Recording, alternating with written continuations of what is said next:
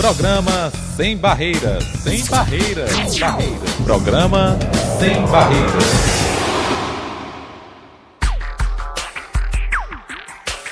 (5 de maio de 2011).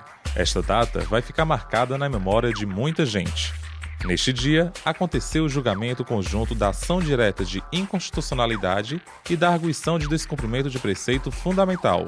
E com placar de 10-0, os ministros do Supremo Tribunal Federal votaram a favor da união estável para casais do mesmo sexo. Com o reconhecimento do STF, companheiros em relação homoafetiva duradoura e pública terão os mesmos direitos e deveres das famílias formadas por homens e mulheres. Para entendermos melhor sobre os direitos e deveres que os casais homossexuais adquiriram com a decisão do Supremo Tribunal Federal, convidamos o Dr. Fernando da Cache, o único advogado que publicamente se propôs como profissional a defender os direitos da comunidade LGBT.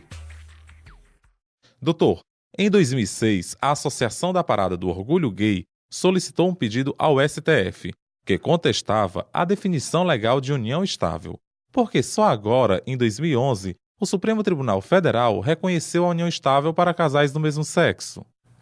Bom dia, Daniel. O que aconteceu foi o julgamento dessa arguição de descumprimento constitucional, foi inclusive do governador, Sérgio Cabral, porque ele dizia que os princípios constitucionais garantidos eram violados, era a igualdade, a liberdade, a dignidade da pessoa humana, além da segurança jurídica. Eram princípios violados. Então ele adentrou com essa ação e o Supremo Tribunal Federal reconheceu que podia se igualar à união homoafetiva, estendia-se os direitos da união estável entre homem e mulher. Doutor Fernando, por que as religiões abominam tanto os homossexuais? Na verdade, ela nunca foi reconhecida pela igreja. Todos levam a condenar o homossexualismo. Do pouco da pesquisa que eu fiz para essa entrevista, Daniel, e o que eu vi, a única alegativa é a preservação da espécie. Então, a religião entende que é um crime lesa societate o fato de uma união não gerar filhos. Se você olhar os remontes da Bíblia, que é o livro mais antigo que a gente pode citar, tem lá uma passagem que diz: árvore que não dá fruto, machado nela.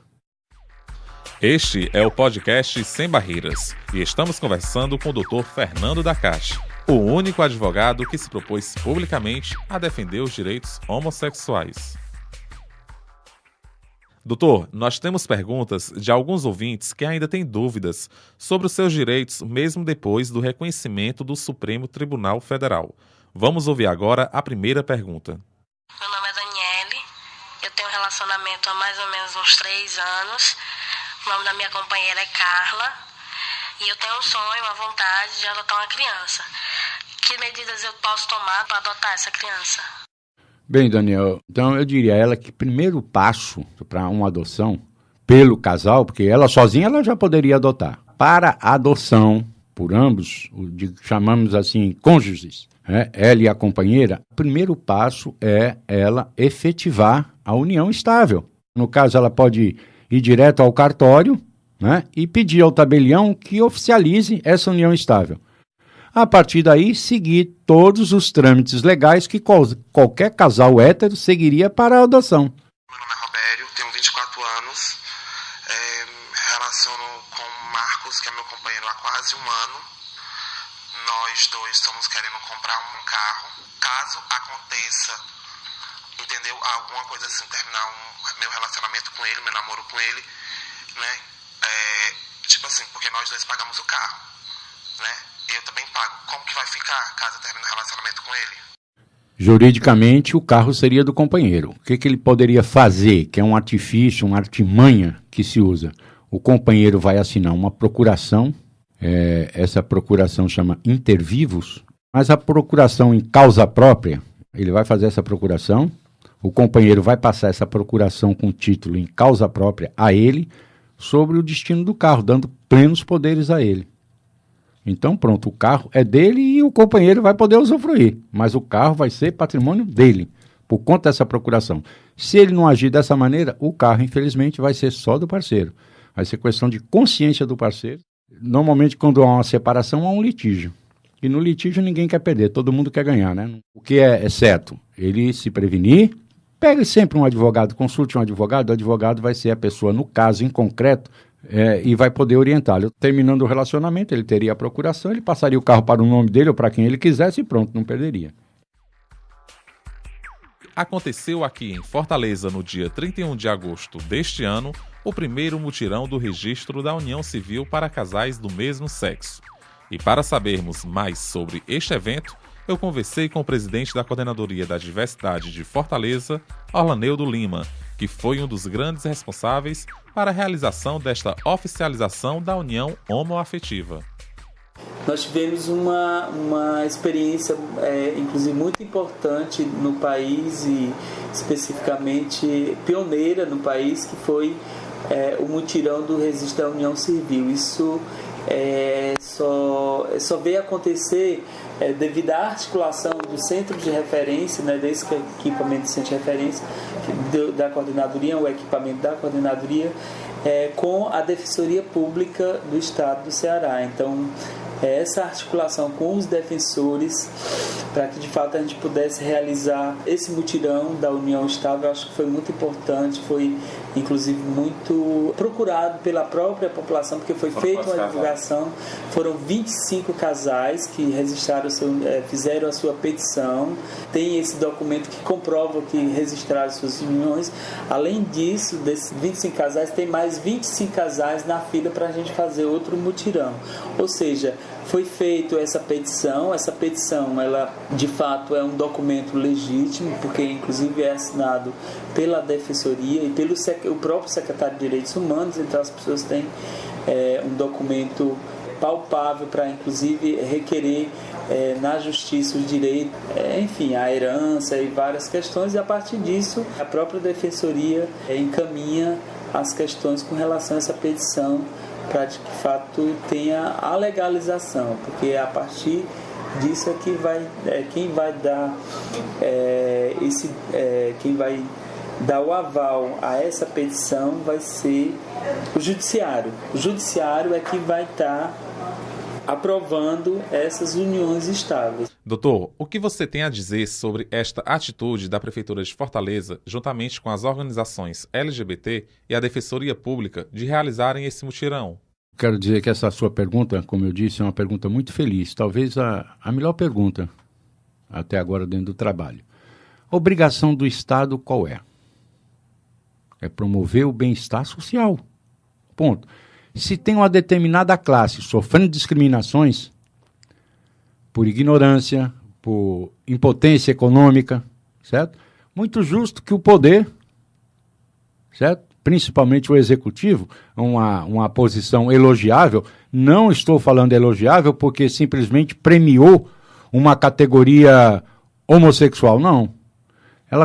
Para mim, ela premiou uma categoria sofrida, uma necessitada. Assim como os pobres que têm mutirões, são feitos casas. Você acha que ela quer dar assim, uma igualdade a todo mundo? Exatamente, ela está buscando, ela está tentando, se não der, mas como você vê, as duas perguntas que antecederam sobre a dúvida do pessoal da comunidade, gira em torno de patrimônio, gira em torno de adoção, e eu citei o quê? A regularidade da união. Então a prefeitura está dando isso a essas pessoas que já vivem efetivamente em união estável, mas não estão oficializadas. Esse é o primeiro passo para o reconhecimento.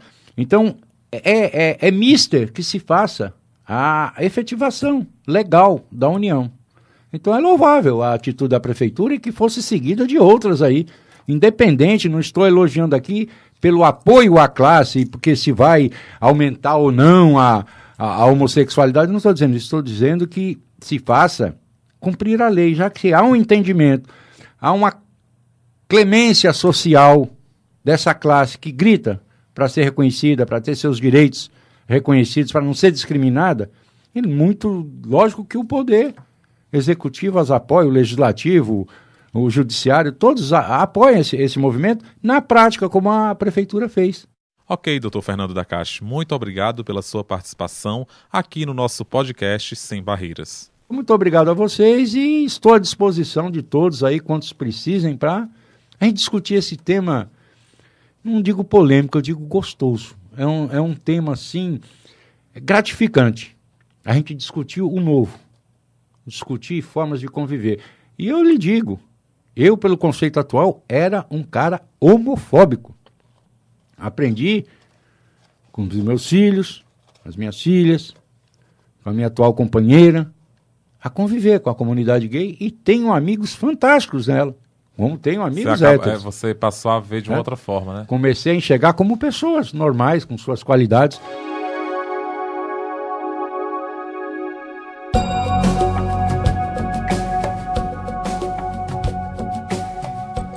Há muito tempo que as organizações e associações LGBT lutam pelos direitos dos homossexuais e pressionam o governo para aprovar leis que possibilitem uma vida mais próxima da normalidade e longe do preconceito.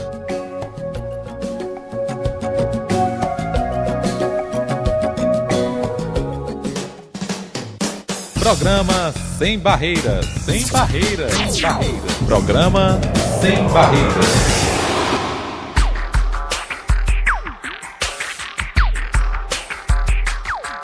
Se você gostou da nossa discussão, não pode perder o nosso próximo podcast. Ele falará sobre a violência contra os homossexuais. Até lá!